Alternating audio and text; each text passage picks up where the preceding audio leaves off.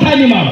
ഒന്നുകൂടി ഇറക്കി പറഞ്ഞാൽ ലോകത്തിൽ ഏറ്റവും അധികം വിവർത്തനം ചെയ്യപ്പെട്ട, പരിഭാഷകൾ ചെയ്യപ്പെട്ട ഒരേ ഒരു ഗ്രന്ഥം വിശുദ്ധ ബൈബിളാണ്. ഏറ്റവും അധികം വിലയ്ക്ക്, ലോകത്തിലെ ഏറ്റവും വലിയ വിലയ്ക്ക് വിൽക്കപ്പെട്ട ഒരു ഗ്രന്ഥം വിശുദ്ധ ബൈബിളാണ്.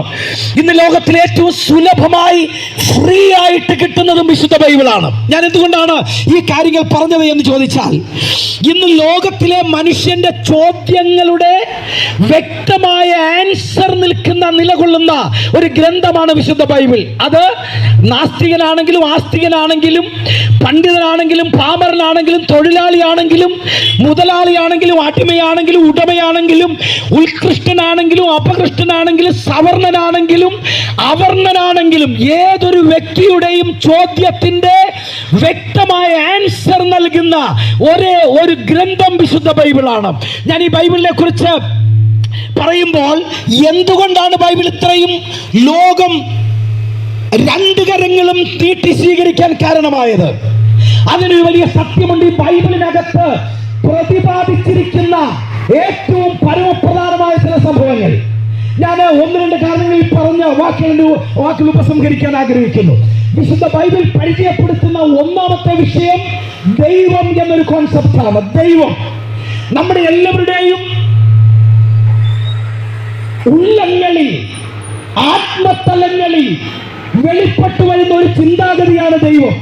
എന്നാൽ ദൈവം എന്ന യാഥാർത്ഥ്യത്തെ വ്യക്തമായി തിരിച്ചറിയാൻ കഴിയാതെ പോയ മൂഢത്തരമാണ് പല ജനത്തിന്റെയും ദൈവം എന്ന കോൺസെപ്റ്റിനപ്പുറമായി നിൽക്കുന്നത്.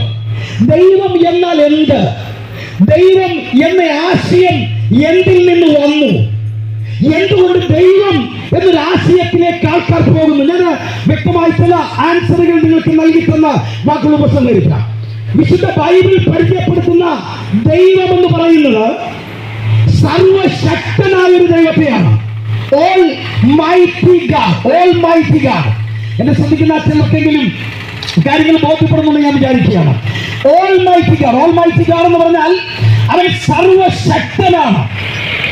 സകല കാര്യങ്ങൾക്കും, സകല വിഷയങ്ങൾക്കും, സകല പ്രശ്നങ്ങൾക്കും പരിഹാരം നൽകാൻ കഴിയുന്ന സർവശക്തനായ ദൈവം. അതാണ് ബൈബിൾ പരിചയപ്പെടുന്ന ദൈവത്തിന്റെ ഒന്നാമത്തെ ക്വാളിറ്റി. രണ്ടാമത്തെ ക്വാളിറ്റി എന്ന് പറയുന്നത് അവൻ സർവവ്യാപിയാണ്. ഓംനി പ്രസന്റ് എന്നാ പറയുന്നത്. ഓംനി പ്രസന്റ്, സർവവ്യാപിയാണ്. ലോകത്തിൽ എല്ലായിടത്തും ഒരേ സമയത്ത് തന്റെ സാന്നിധ്യം ഇടാൻ കഴിയുന്ന ഒരേ ഒരു ദൈവം, അത് ബൈബിൾ പരിചയപ്പെടുത്തുന്ന ദൈവമാണ്. അല്ലെങ്കിൽ ദൈവത്തെ കാണാൻ ചെല്ലുന്ന ആൾക്കാർ ദൈവം അമേരിക്കൻ ടൂറിലാണ്, നിങ്ങൾ വെയിറ്റ് ചെയ്ത് ദൈവത്തെ കണ്ടിട്ട് പോകാമെന്ന് പറഞ്ഞ് ആവശ്യക്കാരന്റെ ആവശ്യങ്ങൾ അതേപടി മനസ്സിലാക്കി ചെയ്യാൻ പ്രാപ്തിയുള്ള ഒരു ദൈവം, അവൻ ഓംനി പ്രസന്റ് ആണ്. മൂന്നാമത്തെ കാര്യം എന്ന് പറയുന്നത് അവൻ ഓംനി സെന്റ് ആണ് എന്ന് പറഞ്ഞാൽ സർവജ്ഞാനിയാണ്. ഈ ലോകത്തിലെ സകല വിഷയങ്ങളും വ്യക്തമായി അറിയാൻ കഴിയുന്ന ഒരു ദൈവം. എന്നെ ശ്രദ്ധിക്കണം, നമ്മളൊക്കെ ദൈവം എന്ന് പറഞ്ഞാൽ നമുക്ക് അത്ര വലിയ അപരിചിതമല്ല. ദൈവം എന്ന് പറയുന്നത് നമുക്ക് വളരെ പരിചയമാണ്. കാരണം എസ്പെഷ്യലി ഇന്ത്യ എന്ന് പറയുന്ന ഈ സാമ്രാജ്യത്തിന് ദൈവം എന്നൊരു കോൺസെപ്റ്റിനെ നമ്മൾ പ്രത്യേകിച്ച് പറഞ്ഞു പഠിപ്പിക്കേണ്ടതില്ല. ഇവിടെ ദൈവം എന്ന ആശയത്തിലാണ് ഏറ്റവും വലിയ വിപ്ലവങ്ങൾ ഉണ്ടാകുന്നത്. ഏതോ ഒരു ചിന്തകൻ പറഞ്ഞത് മതത്തിനാണ് ഏറ്റവും അധികം കൊട്ടേഷൻ ടീം ഉള്ളതെന്നാണ്.